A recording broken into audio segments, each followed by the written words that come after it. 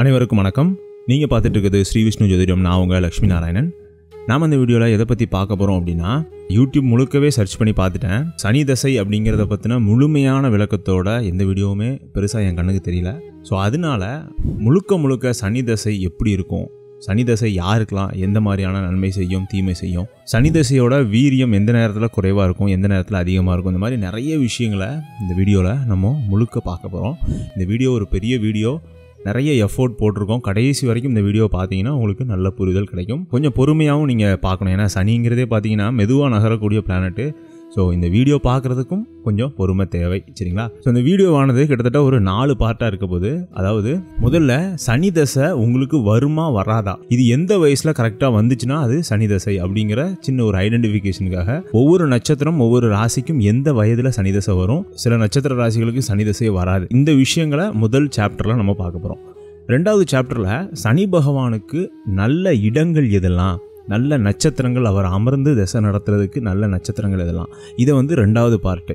அதிலே பார்த்தீங்கன்னா நல்ல புத்திகள், அதாவது சனி தசைக்கு உள்ள 9 புத்திகள் வரும்.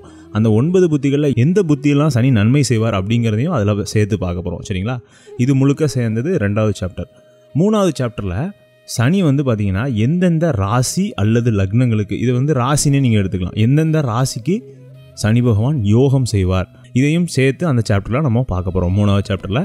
4வது சாப்டரில் சனி தசையில் எப்படி நடந்துக்கணும், அதை சிம்பிள் டேர்ம்ஸில் பரிகாரங்கள் அப்படின்னு சொல்லலாம். சனி தசையை நல்லதாக்கிக்கிறதுக்கு நம்மளாலான முயற்சிகள் என்னலாம், இதை 4வது சாப்டரில் நம்ம பார்க்க போகிறோம். இதில் இந்த ஒவ்வொரு சாப்டருக்கும் உண்டான டைம் ஸ்டாம்ப் அப்படிங்கிறத நான் கீழே டெஸ்கிரிப்ஷன்லேயும் கொடுத்துருக்கேன். ப்ளஸ் முதல் கமெண்ட்டில் நான் பின் பண்ணி வைக்கிறேன். நீங்கள் உங்களுக்கு எந்தெந்த சாப்டருக்கு நீங்கள் போகணும்னு நினைக்கிறீங்களோ அந்த லிங்க்கை மட்டும் கிளிக் பண்ணிங்கன்னா போதும், அந்த டைம் ஸ்டாம்புக்கு உங்களை கொண்டு போய் விட்டுரும், சரிங்களா?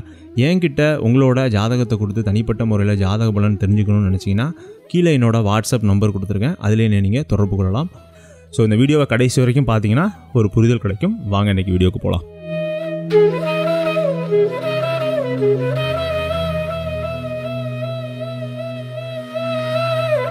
பொதுவாக இந்த சனி தசை அப்படிங்கிறது பார்த்தீங்கன்னா கிட்டத்தட்ட ஒரு 18 வருடம் அதிகமான கால அவகாசம் கொண்ட கிரகங்களில் சனி பகவானும் ஒன்று, மெதுவாக நகரக்கூடிய கிரகம். இந்த மெதுவாக நகர்றதுனால தான் சமஸ்கிருதத்தில் சனி பகவானை பார்த்தீங்கன்னா சனைச்சரன் அப்படின்னு ஒரு வார்த்தை உண்டு. அதை வச்சு தான் நம்ம சனீஸ்வரன் அப்படின்னு சொல்கிறோம். ஆனால் இங்கே உள்ளவங்க என்ன சொல்கிறாங்க அப்படின்னா ஈஸ்வர பட்டம் பெற்ற கிரகம் அப்படின்னு. ஆனால் ஈஸ்வர பட்டம்லாம் கிடையாது. சான்ஸ்கிரிட்டில் அது சனைசரன், மெதுவாக நகரக்கூடிய ஒரு பிளானட். அதனால தான் அந்த சனீஸ்வரன் அப்படிங்கக்கூடிய பேர் வந்துச்சு. ஸோ இந்த 18 வருஷம் ஒரு நபரை எந்தெந்த அளவுக்கு, அதாவது ஒரு மனிதனுக்கு தேவையான எல்லா விதமான படிப்பினைகளையும், எல்லா விதமான நம்பிக்கை துரோகம், சின்ன சின்ன ஆப்பர்ச்சுனிட்டி, ராஜயோகங்கள், கல்யாணம், குழந்தை, இந்த மாதிரி நிறைய விஷயங்களை அவருக்கே உரித்தான பாணியில் அதுக்கு உண்டான படிப்பினைகளை சனி பகவான் கொடுப்பார். அதுதான் பெரிய ஹைலைட், சரிங்களா? ஸோ இதில் முதல்ல ஒரு விஷயத்தை உறுதிப்படுத்தணும். அதாவது எந்தெந்த ராசி எந்தெந்த நட்சத்திரக்காரர்களுக்கு எந்த வயதில் சனி தசை வர்றதுக்கு வாய்ப்பு இருக்குது அப்படிங்கிறத. இப்போ நீங்கள் வீடியோ பார்க்குற எல்லாருக்குமே சனி தசை நடக்கணும்னு ஒன்றும் அவசியம் இல்லை. உங்களுக்கு ஒரு 35 வயசுக்கு மேலே வரலாம், நீங்கள் 30 வயசுக்காரராக இருக்கலாம், ஒரு 60 வயசில் வரலாம், நீங்கள் ஒரு 55 வயசுக்காரராக இருக்கலாம். எந்த நேரத்தில் வருதுன்னு பார்க்குறதும் ஒரு வகையில் அது ஒரு கன்ஃபர்மேஷன் மாதிரி தான், சரிங்களா? ஸோ அந்த வகையில் இப்போ மேஷ ராசியை எடுத்துக்கும்போது இதை நீங்கள் நோட் பண்ணி கூட வச்சுக்கோங்க. இது ஏன்னா உங்களுக்கு ஃப்யூச்சர்லேயும் நல்ல உதவும். மேஷராசியில் அசுபதி நட்சத்திரம் பார்த்தீங்கன்னா 80+, 80+, அதாவது 80 வயசுக்கு மேலே தான் இவங்களுக்கு சனி தசை வர்றதுக்கு வாய்ப்பு இருக்குது. இது தசாபுத்திகள் அடிப்படையில் வச்சு நம்ம சொல்கிறது, சரிங்களா? நீங்கள் கணக்கு போட்டு பார்த்தீங்கன்னா அதுதான் வரும். அசுபதி நட்சத்திரத்துக்கு 80 வயசுக்கு மேலே தான் சனி தசை வரும், அதாவது ரொம்ப வயதான காலத்தில். பரணி நட்சத்திரத்துக்கு 60 வயசுக்கு மேலே சனி தசை வர்றதுக்கான வாய்ப்புகள் இருக்குது. கார்த்திகை நட்சத்திரத்துக்கு 55 வயசுக்கு மேலே சனி தசை வர்றதுக்கு வாய்ப்பு இருக்குது. ஸோ இதோட பலன்கள்லாம் நம்ம 3வது பார்ட்டில் பார்க்கலாம், சரிங்களா? அடுத்தது ரிஷப ராசியை பொறுத்த வரைக்கும் கார்த்திகை நட்சத்திரத்துக்கு 55 வயசுக்கு மேலே வரும். ரோகிணி நட்சத்திரத்தில் பிறந்தவங்களுக்கு 45 வயசுக்கு மேலே சனி தசை வரும். மிருகசிரிஷம் நட்சத்திரத்தில் பிறந்தவங்களுக்கு 37, 38 வயதுக்கு மேலே சனி தசை ஆரம்பிக்கும், சரிங்களா? இதில் பார்த்தீங்கன்னா முக்கியமான விஷயம், இது உங்களோட ஜாதகத்தில் ஒரு 3லிருந்து 5 வருடங்கள் வரைக்கும் கண்டிப்பாக வித்தியாசம் இருக்கும்.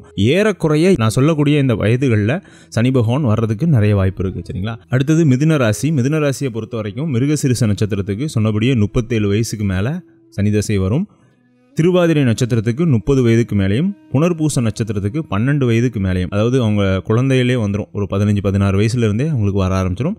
ஏறக்குறைய 12+ அப்படின்னு எடுத்துக்கலாம், 12 வயசுக்கு மேலே.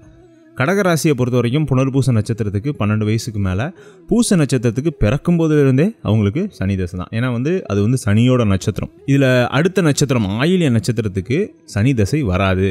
சனி தசை வந்துச்சு அப்படின்னா அவங்க 100 வயதுக்கு மேலே தான் வர்றதுக்கு வாய்ப்பு இருக்குது. இப்போதைக்கு நம்மளோட வாழ்நாள் அப்படிங்கிறது 100 வயதுக்கு மேலே பெருசாக போகலை, பரவலாம். ஸோ 100 வயதுக்கு மேலே நீங்கள் வாழ்ந்தீங்கன்னா, ஆயில்ய நட்சத்திரத்தில் பிறந்தீங்கன்னா உங்களுக்கு சனி தசை வர்றதுக்கு வாய்ப்பு இருக்குது. ரியாலிட்டியில் அது வராது, சரிங்களா? ஆயில்ய நட்சத்திரத்துக்கு சனி தசை வராது. அடுத்தது சிம்ம ராசியை பொறுத்த வரைக்கும் மகா நட்சத்திரத்துக்கு 80க்கு மேலே ரொம்ப வயதான காலத்தில் தான் சனி தசை அப்படிங்கிறது வரும். அடுத்தது சிம்ம ராசியில் பூர நட்சத்திரத்துக்கு 60 வயசுக்கு மேலே சனி தசை வர்றதுக்கு வாய்ப்பு இருக்குது. உத்திர நட்சத்திரத்துக்கு 55 வயசுக்கு மேலே சனி தசை வரும். அடுத்தது கன்னியா ராசியில் உத்திர நட்சத்திரத்துக்கு சொன்னபடியே 55 வயசுக்கு மேலே சனி தசை வரும். அஸ்த நட்சத்திரத்துக்கு 45-46 வயசுக்கு மேலே சனி தசை வரும். அடுத்தது சித்திர நட்சத்திரத்துக்கு 37 வயசுக்கு மேலே சனி தசை வரும், சரிங்களா? இப்போ அடுத்த ராசியான துலா ராசியை பார்க்கும்போது சித்திர நட்சத்திரத்துக்கு 37 வயசுக்கு மேலேயும், சுவாதி நட்சத்திரத்துக்கு 30 வயசுக்கு மேலேயும், அதாவது இளமையிலேயே அது ஒரு மத்தியம வயதிலே உங்களுக்குலாம் வந்து சனி தசை வந்துடும். விசாக நட்சத்திரத்துக்கு 12 வயசுலேயே வரும், அதாவது 10 பருவத்திலே உங்களுக்கு வந்து சனி தசை வந்துடும். விருச்சிக ராசியை பொறுத்த வரைக்கும் விசாக நட்சத்திரம் சொன்னபடியே 12க்கு மேலே, அனுஷ நட்சத்திரம் பை பர்த், அதாவது அவங்களோட பிறக்கும் போதே அவங்களுக்கு சனி தசை தான் இருக்கும் அனுஷ நட்சத்திரத்துக்கு. கேட்ட நட்சத்திரத்துக்கு வர வாய்ப்பில்லை, அதே புதனோட நட்சத்திரம் ஆயில்யம் மாதிரி தான். அடுத்தது தனுசு ராசி, மூல நட்சத்திரம் 80 வயசுக்கு மேலேயும், பூராட நட்சத்திரத்துக்கு 60 வயசுக்கு மேலேயும், உத்திராட நட்சத்திரத்துக்கு 55 வயசுக்கு மேலேயும். அடுத்த ராசியான மகர ராசிக்கு உத்திராட நட்சத்திரத்துக்கு 55 வயசுக்கு மேலேயும், திருவோண நட்சத்திரத்துக்கு 45 வயசுக்கு மேலேயும், அவிட்ட நட்சத்திரத்துக்கு 37 வயசுக்கு மேலேயும் சனி தசை வரும், சரிங்களா? அடுத்தது கும்பராசியை பொறுத்த வரைக்கும் அவிட்ட நட்சத்திரத்துக்கு 37 வயசுலையும், சதய நட்சத்திரத்துக்கு 30க்கு மேலேயும், பூராட நட்சத்திரத்துக்கு 12 வயசுக்கு மேலேயும் சனி தசை வரும். கடைசியாக இருக்கக்கூடிய ராசியான மீன ராசிக்கு பூராட்டாதி நட்சத்திரத்துக்காரங்களுக்கு 12 வயசுக்கு மேலேயும், உத்திரட்டாதி நட்சத்திரத்துக்காரங்களுக்கு பிறக்கும் போதே வந்து சனி தசை வந்துடும். ரேவதி நட்சத்திரத்துக்காரங்களுக்கு வர்றதுக்கு வாய்ப்பு இல்லை, சரிங்களா? ஸோ இப்போ உங்களுக்கு ஒரு புரிதல் கிடச்சிருக்கும். நீங்கள் இந்த 27 நட்சத்திரம் 12 ராசிகளில் எந்த நட்சத்திரமாக எந்த ராசியாக இருந்தாலும் உங்களுக்கு சனி தசை எப்போ வரும் அப்படிங்கிறதுல ஒரு நல்ல புரிதல் கிடச்சிருக்கும். இப்போ சனி தசையில் இருந்தால் கூட அந்த வயதில் தான் நீங்கள் இருப்பீங்க, சரிங்களா? ஸோ இதை வந்து நீங்கள் சேவ் பண்ணி வச்சுக்கிட்டீங்க அப்படின்னா உங்கள் குடும்பத்தினருக்கு எந்தெந்த வயதில் சனி தசை வர்றதுக்கு வாய்ப்பு இருக்குது அப்படிங்கிறத நீங்கள் தெரிஞ்சுக்கலாம் முன்னக்கூட்டியே. அடுத்தது இப்போ 2வது சாப்டருக்கு நம்ம போவோம். இதில் வந்து சனிக்கு நல்ல இடங்கள் எதெல்லாம், நல்ல நட்சத்திரம் எதெல்லாம், நல்ல தசா புத்திகள் எதெல்லாம் அப்படிங்கிறது தான் இந்த பதிவில் பார்க்க போகிறோம். இதில் ஃபஸ்ட்டு வந்து பார்த்திங்கன்னா சனி பகவான் அப்படின்னாலே அவர் வந்து பார்த்திங்கன்னா ஒரு பாப கிரகம், இயற்கையான ஒரு பாவி. இயற்கையான பாவி அப்படிங்கிறதுக்கான அர்த்தம் என்ன அப்படின்னு பார்க்கும்போது உலகத்தில் இருக்கக்கூடிய எல்லா விஷயங்களும், அது மனிதர்களாகட்டும் இல்லை ஒரு செயலாகட்டும் அல்லது பொருட்களாகட்டும், எல்லாமே ஒரு நல்லது கெட்டது அப்படிங்கக்கூடிய விஷயத்தில் தான் அடங்கும். கிரகங்களுக்கும் அது விதிவிலக்கு கிடையாது. ஜோதிடமே அதை மையமாக வச்சு தான் இயங்குது, சரிங்களா? ஸோ அந்த வகையில் பாப கிரகங்கள் சுப கிரகங்கள் அப்படின்னு 9 கோள்களில் 2 பிரிவாக இருக்குது. இப்போ சுப கிரகங்கள் அப்படின்னா குரு, சுக்ரன், வளர்பிறை சந்திரன், அப்புறம் புதன். சுபர் கூட சேர்ந்த புதன் வந்து பார்த்தீங்கன்னா நல்லதையும், பாவர் கூட சேர்ந்த புதன் பார்த்தீங்கன்னா கெட்டதையும் செய்வார். இவங்கெல்லாம் வந்து நன்மை செய்யக்கூடிய சுபர்கள், சரிங்களா? பாவர்கள் அப்படின்னு சொல்லும்போது ஸ்பாவ பாவிகள், இவங்க வந்து இயற்கையாகவே இவங்க பாவத்தை செய்யக்கூடியவங்க. அதில் ஃபஸ்ட்டு இருக்கிறது பார்த்தீங்கன்னா சனி பகவான், ராகு கேதுக்கள், சூரியன் வந்து பாதி அசுபர்னு சொல்லலாம். ஏன்னா வந்து சூரியனுக்கு வந்து பார்த்திங்கன்னா தலைமை தாங்கக்கூடிய குணம், உலகத்துக்கே வெளிச்சம் கொடுக்கக்கூடிய ஒரு விஷயம் இருக்கிறதுனால அவர் வந்து பாதி சுபர் அப்படின்னு சொல்லலாம், பாதி அசுபர்னு சொல்லலாம். கடைசியாக செவ்வாயும் வந்து ஒரு பாபகிரகம் தான்.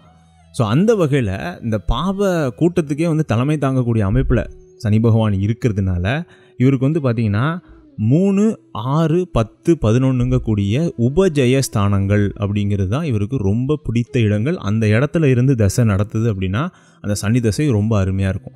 இந்த 3, 6, 10, 11 அப்படிங்கிறது உபஜய ஸ்தானங்கள் அப்படின்னு சொல்லுவாங்க ஜோதிடத்தில். இந்த உபஜய ஸ்தானங்கள் அப்படிங்கிறதுக்கு தனியாக ஒரு வீடியோ வேணும்னா அதை நீங்கள் கமெண்ட் செக்ஷனில் சொன்னீங்கன்னா நான் கண்டிப்பாக அதுக்கான வீடியோ போடுறேன். இதோட பலன்கள் என்ன, இதில் யாரெல்லாம் அமர்ந்தால் நல்லாயிருக்கும், இந்த இடங்கள் எப்படி செயல்படுது, எதனால இந்த பெயர் காரணம், இந்த மாதிரி நிறைய விஷயங்கள் நம்ம வந்து அந்த வீடியோவில் பார்க்கலாம். இந்த வீடியோவில் நம்ம சொன்னோன்னா இந்த பதிவு வந்து இன்னும் நீளமாகும், சரிங்களா? ஸோ சுருக்கமாக 3, 6, 10, 11 உங்கள் ஜாதகத்தில் லக்னத்துக்கும் இருக்கலாம், ராசிக்கும் இருக்கலாம். அதையும் நான் தெளிவுபடுத்திடுறேன். லக்னத்துக்கு 3ஆம் இடமாக இருந்தாலும் சரி, ராசிக்கு 3ஆம் இடமாக இருந்தாலும் சரி, கூறிய மற்ற இடங்களாக இருந்தாலும் சரி, சனி பகவான் நன்மையை தான் செய்வார் தன்னோட தசையில். ஒரே ஒரு பேராமீட்டர் மட்டும் நம்ம வந்து கண்டிப்பாக பார்க்கணும், அந்த சனி பகவான் வக்ரம் இல்லாமல் இருக்கணும். இப்போ உதாரணத்துக்கு 6ஆம் இடத்துல சனி பகவான் இருக்காருன்னு வைங்களேன், 6ஆம் இடத்துல நேர்கதியில் இருக்கணும், வக்ரம் இல்லாமல் இருந்தால் மட்டும்தான் அவர் வந்து நன்மையான பலன்களை செய்வார். 3, 6, 10, 11 வக்ரம் இல்லாத சனி நன்மையை செய்வார். அடுத்தது சனி பகவான் தசை நடத்துறதுக்கு நல்ல நட்சத்திரம் என்ன நட்சத்திரம் அப்படிங்கிறத நம்ம பார்க்க போகிறோம். இந்த நல்ல நட்சத்திரம் அப்படிங்கும்போது சனி பகவானோட நண்பராக தான் இருக்கணும் கண்டிப்பாக.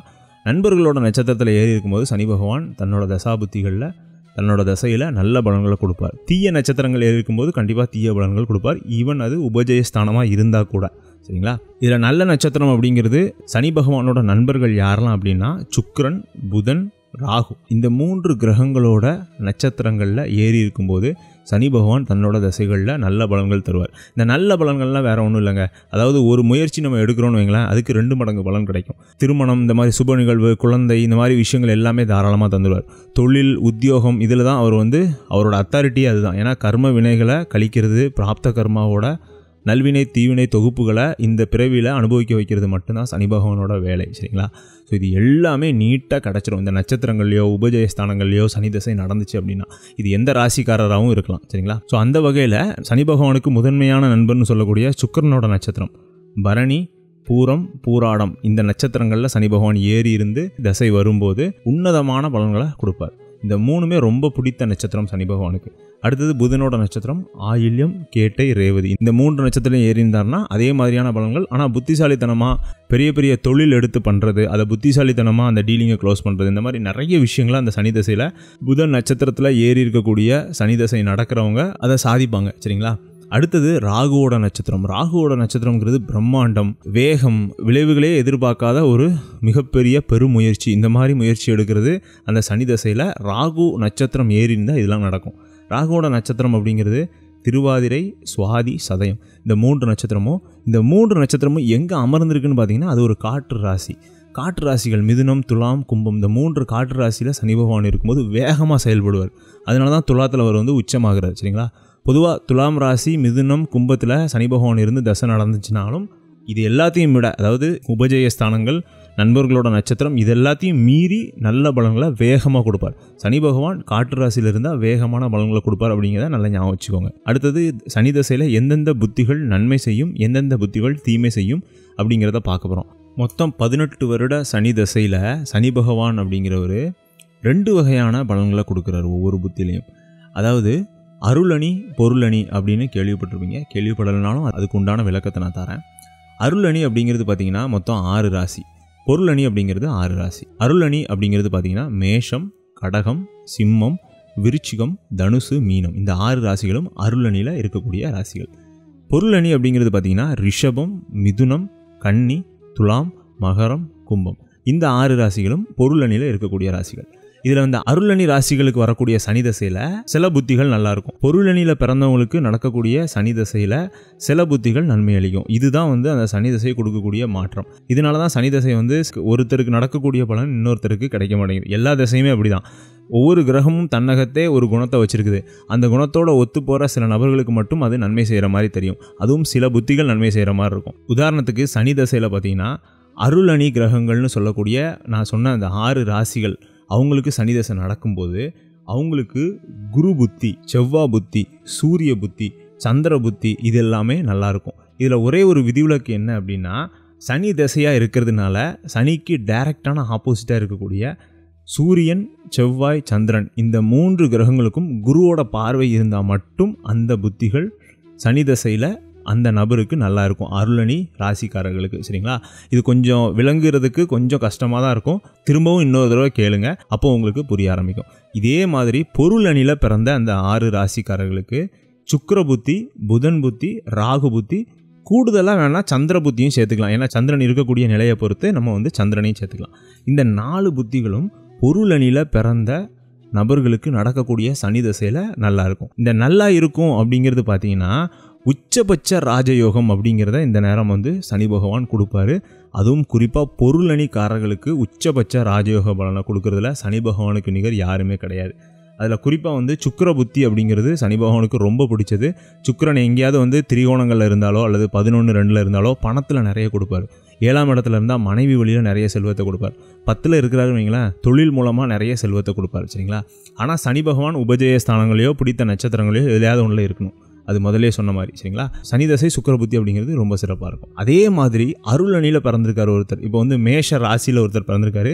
சனி தசை நடக்குது, 7ல் உச்சம் பெற்ற சனி தசை நடக்குது அப்படின்னா அவருக்கு 4, 5, 9ஆம் அதிபதிகளோட புத்திகள் நல்லாயிருக்கும். 4 அப்படிங்கிறது யாரு? கடகத்தோட சந்திரன். 5 அப்படிங்கிறது சிம்மத்தோட சூரிய புத்தி. அடுத்து 9ங்கிறது குரு.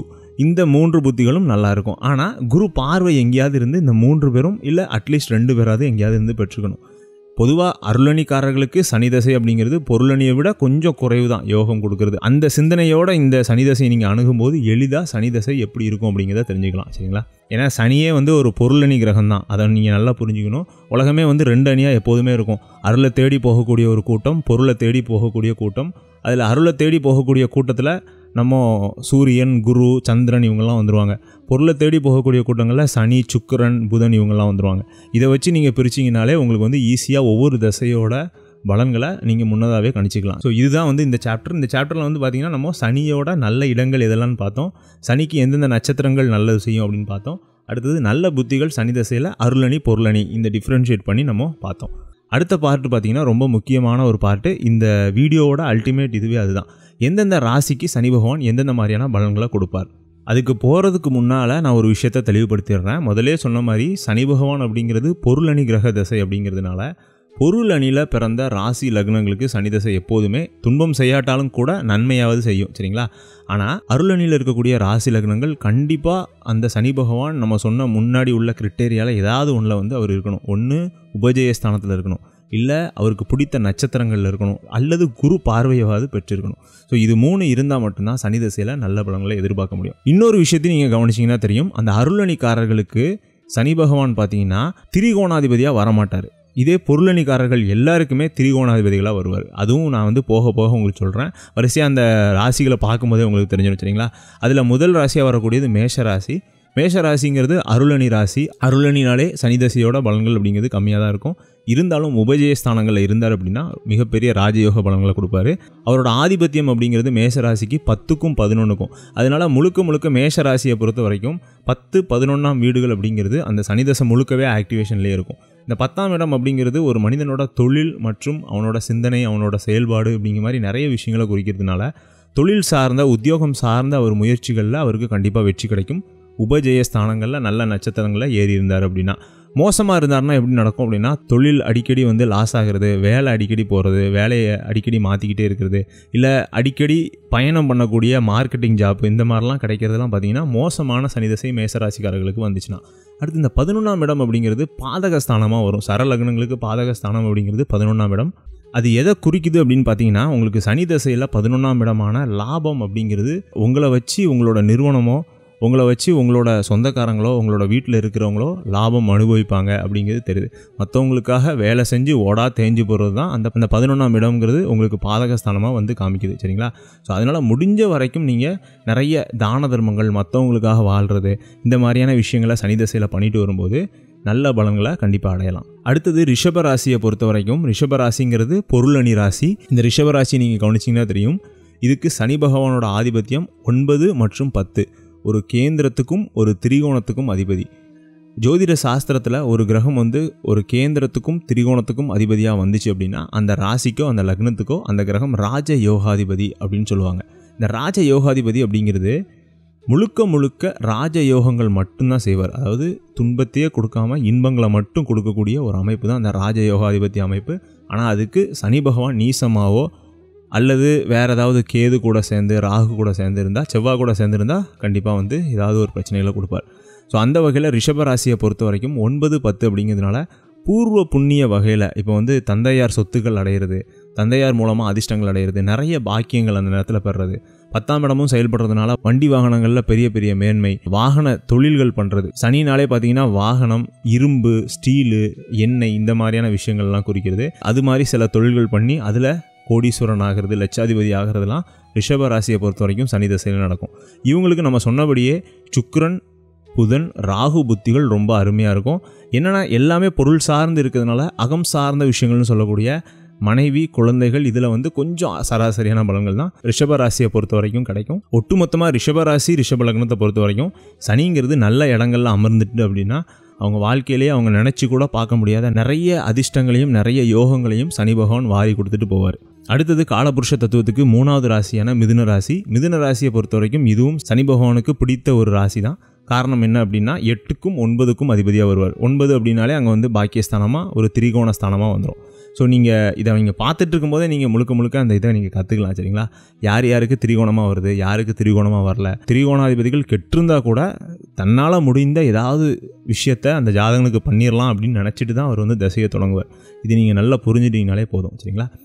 மிதுன ராசியை பொறுத்த வரைக்கும் 8க்கும் 9க்கும் அவர் வந்து அதிபதியாக வர்றதுனால முழுக்க பாக்கிய ஸ்தானம் வந்து அங்கே ஆக்டிவேட் ஆகும். ஏன்னா வந்து மிதுனத்துக்கு பார்த்தீங்கன்னா அது வந்து பாக்கிய ஸ்தானாதிபதியாக வர்றதுனால அதிர்ஷ்டங்கள், தொழில் வாய்ப்பு, வேலை செய்யாமலே அனுபவிக்கக்கூடிய நிறைய விஷயங்களை அந்த சனி தசை அப்படிங்கிறது கொண்டு வரும். நிறைய யோகங்களை வாரி கொடுக்கும். அதே சேம் டைம் 8ஆம் இடம் அப்படிங்கிறது சனி தசையோட பாதிக்கு மேலே ஆக்டிவேட் ஆகும். சுற்றி இருக்கிறவங்க மூலயமா சில பிரச்சனைகள் வரலாம்.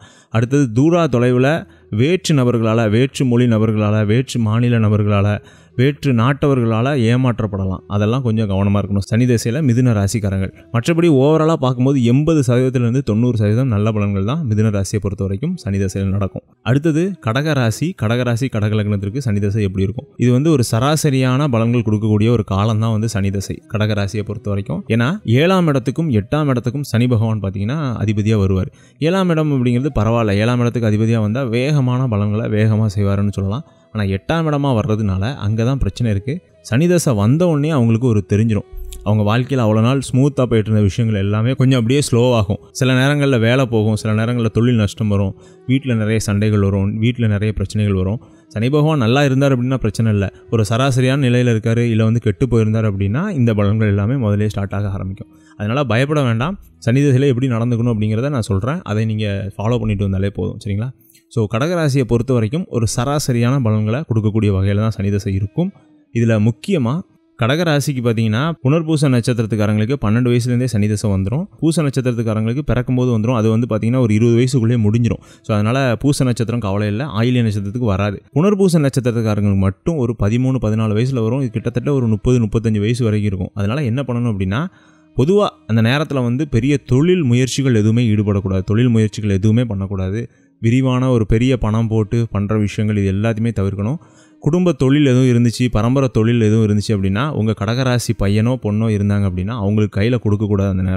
அந்த நேரத்தில் நிறைய ப்ராக்டிஸ் தான் கொடுக்கணும். அந்த நேரத்தில் ஏதாவது ஒரு வேலைக்கு, ஒரு கம்பெனியில் வேலைக்கு அனுப்புறது அப்படிங்கிறது தான் நல்லது. ஏன்னா இந்த 8ஆம் இடங்கிறது செயல்படுறதுனால நிறைய விரயங்கள், லாசஸ் அப்படிங்கிறத இந்த சனி தசையில் எதிர்கொள்ள வேண்டியிருக்கும்.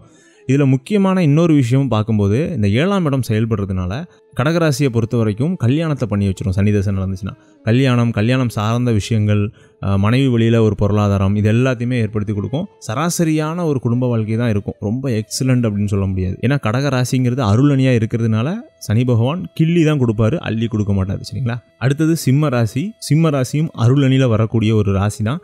சிம்ம ராசியை பொறுத்த வரைக்கும் அதே தான், 6க்கும் 7க்கும் அதிபதி. 6 அப்படிங்கிறது ஒரு நல்ல ஸ்தானம் தான் சனி பகவானுக்கு. 6ஆம் இடத்துல ஆட்சியாக இருக்கிறார் அப்படின்னா சிம்ம ராசிக்கு அது வந்து ஒரு நல்ல நேரம்னு சொல்லலாம் சனி தசைங்கிறது. ஆனாலும் அதே இந்த கடகத்துக்கு சொன்ன அதே பலன்கள் தான், அள்ளி கொடுக்க மாட்டார், கிள்ளி தான் கொடுப்பாரு. குறிப்பாக சிம்ம ராசிக்கு எல்லாருக்குமே 60 வயசுக்கு மேலே தான் அந்த சனி தசை வரும். அதனால் வந்து இந்த தொழில், கல்யாணம், இந்த மாதிரி விஷயங்கள்லாம் நம்ம வந்து அந்த நேரத்தில் பார்க்க முடியாது.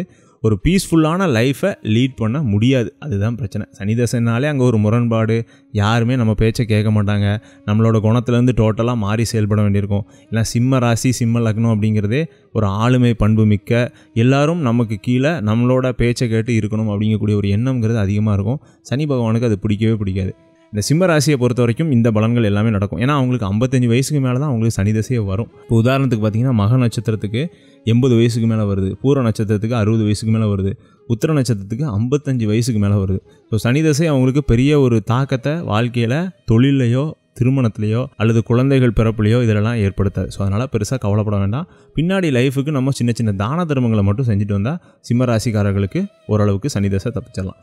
அடுத்தது கன்னியா ராசிக்காரர்களுக்கு மிக மிக முக்கியமான ஒரு ராசி. அதுவும் சனி தசை அப்படிங்கிறது வாழ்க்கையோட மையத்தில், மத்தியம வயதில் வரும்.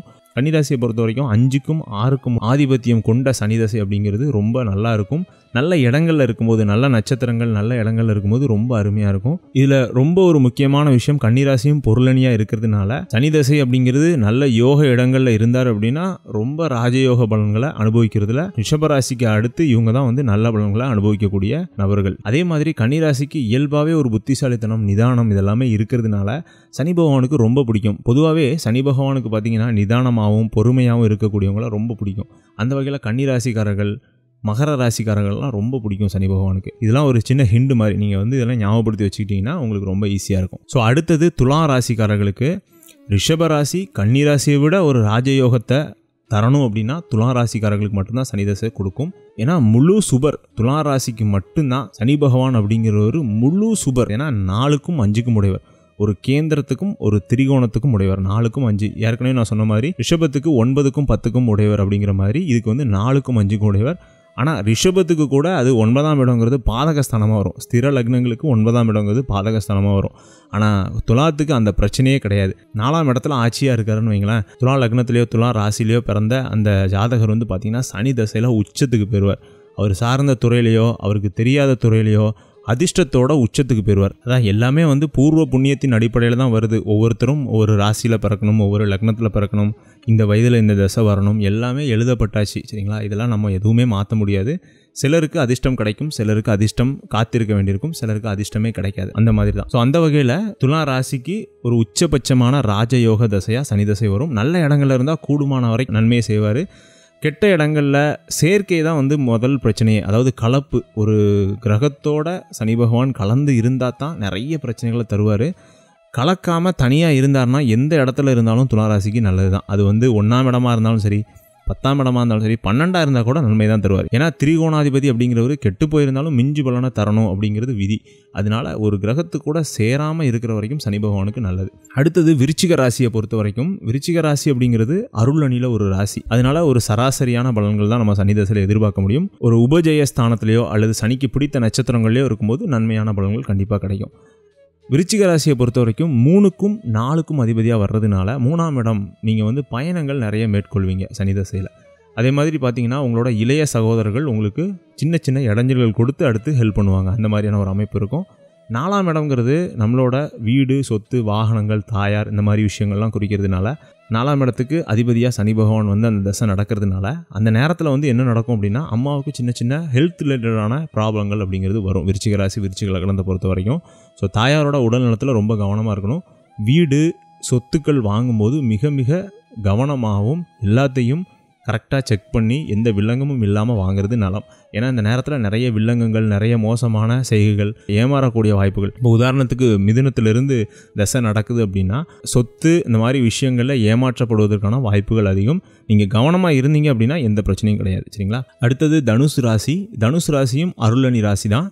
தனுசு ராசியை பொறுத்த வரைக்கும் 2க்கும் 3க்கும் அதிபதியாக சனி பகவான் வருவார். அதனால் 2ஆம் இடம் அப்படிங்கிறது நமக்கு வந்து சனி பகவானோட ஆதிபத்தியத்துக்கு கீழே வந்துடுறதுனால சனி பகவான் நல்லா இருந்தார் அப்படின்னா, அதாவது உபஜய ஸ்தானத்திலேயோ குருவோட பார்வையிலையோ நல்ல நட்சத்திரங்கள்லையோ ஏறிந்தார் அப்படின்னா உங்களோட growth, அதாவது பொருளாதார உயர்வு அப்படிங்கிறது படிப்படியாக நல்ல நிலைமைக்கு வந்துடுவீங்க.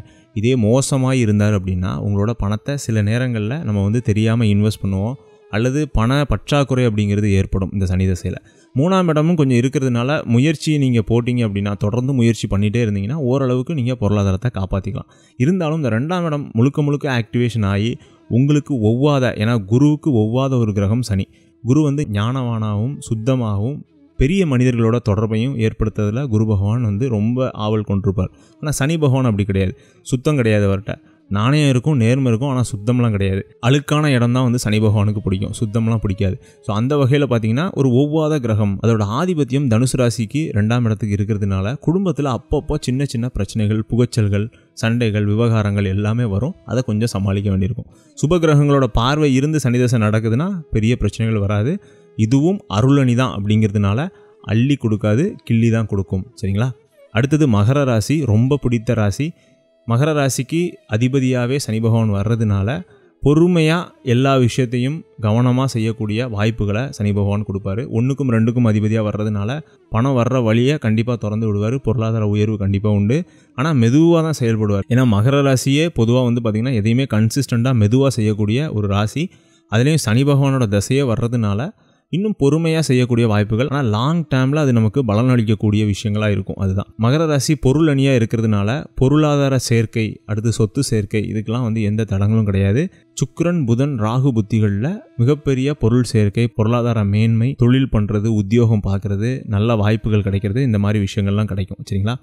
அடுத்தது கும்பராசியை பொறுத்த வரைக்கும் கும்பராசியும் பொருளணி ராசி தான். ஆனால் இந்த கும்பராசிக்கு மட்டும் ஒரு தூரதிஷ்டம் பார்த்தீங்கன்னா சனி பகவான் 12ஆம் இடத்துக்கும் அதிபதியாக வந்துடுவார். ஒரு திரிகோணாதிபதியாகவும் வந்து அவர் 12ஆம் இடத்துக்கு விரயத்துக்கும் அவரே அதிபதியாக வந்துடுவார். ஸோ அதனால் சனி தசையிலே உங்களுக்கு சரிபாதியாக எவ்வளோ சம்பாதிக்காங்களோ அதே மாதிரி செலவுகளும் இருக்கும்.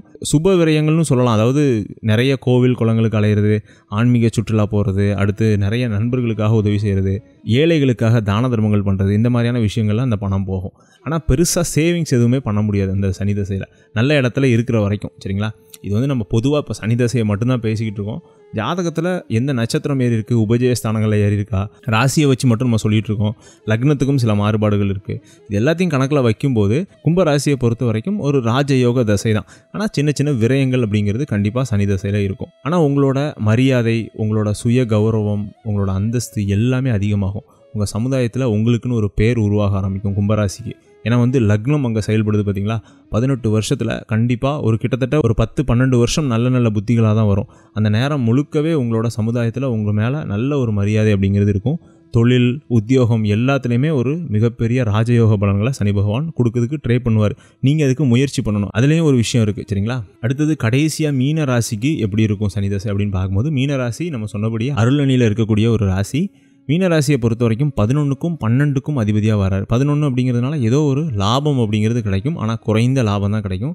12 அப்படிங்கிறதுனால சுப விரயங்கள் நிறைய உண்டு. நல்ல இடங்களில் நல்ல நட்சத்திரங்களில் இருந்தார் அப்படின்னா மீனராசியை பொறுத்த வரைக்கும் ஒரு 60-70% நல்ல பலன்களை எதிர்பார்க்க முடியும். சனி வந்து கெடுதல் செய்யக்கூடிய அமைப்பில் இருக்கிறார் அப்படின்னா கண்டிப்பாக சனி தசைங்கிறது ஒரு விரயங்கள் அதிகமாக இருக்கக்கூடிய வாழ்க்கையாக தான் இருக்கும். பொருளாதார பற்றாக்குறை அப்படிங்கிறது கண்டிப்பாக உண்டு. குரு பகவானோட பார்வை, அதாவது உங்களோட ராசியாதிபதியோட பார்வை சனி பகவானுக்கு இருந்துச்சு அப்படின்னா அந்த தசை கண்டிப்பாக நீங்கள் வந்து சேஃப்டி தான், எந்த பிரச்சனையும் கிடையாது.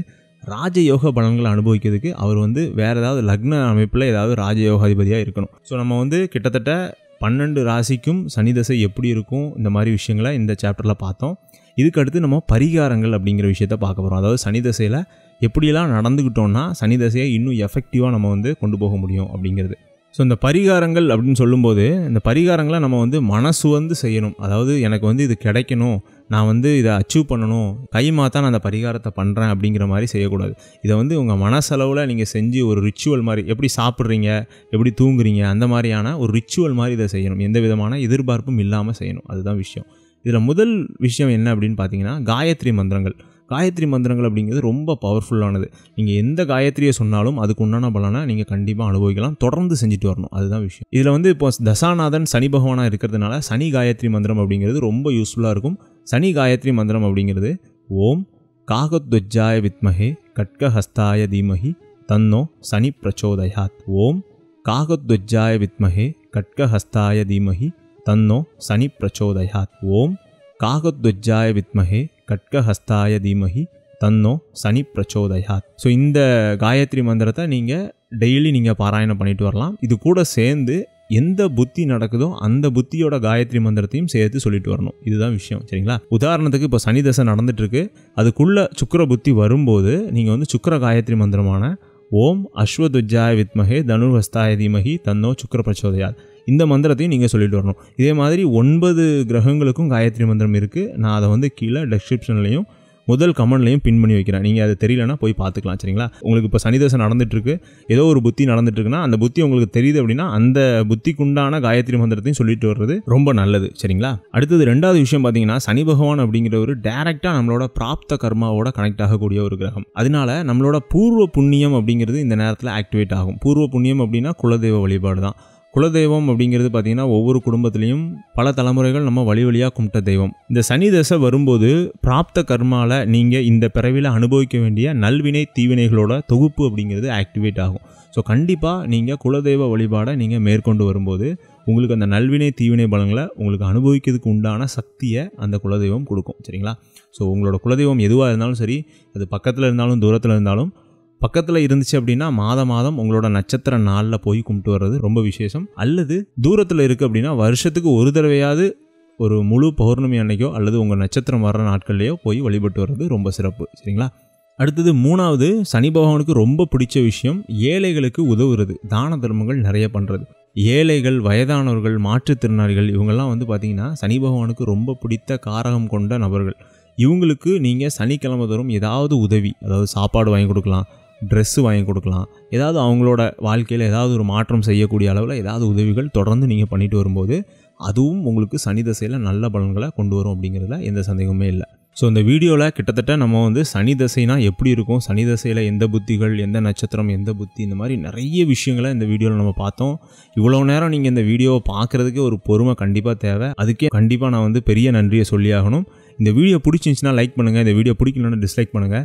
இந்த வீடியோ தொடர்பான ஏதாவது சந்தேகங்கள் உங்களுக்கு இருந்துச்சுன்னா கீழே கமெண்ட் செக்ஷனில் கமெண்ட் பண்ணுங்கள். என்கிட்ட உங்களோட ஜாதகத்தை கொடுத்து தனிப்பட்ட முறையில் ஜாதக பலன் தெரிஞ்சுக்கணும்னு நினச்சிங்கன்னா கீழே என்னோட வாட்ஸ்அப் நம்பர் கொடுத்துருக்கேன், அதிலே நீங்கள் தொடர்பு கொள்ளலாம். மீண்டும் இதே போன்றதொரு நல்ல வீடியோவில் நான் உங்களை சந்திக்கிறேன். அதுவரை உங்களிடமிருந்து விடைபெறுவது உங்கள் லக்ஷ்மி நாராயணன். நன்றி, வணக்கம்.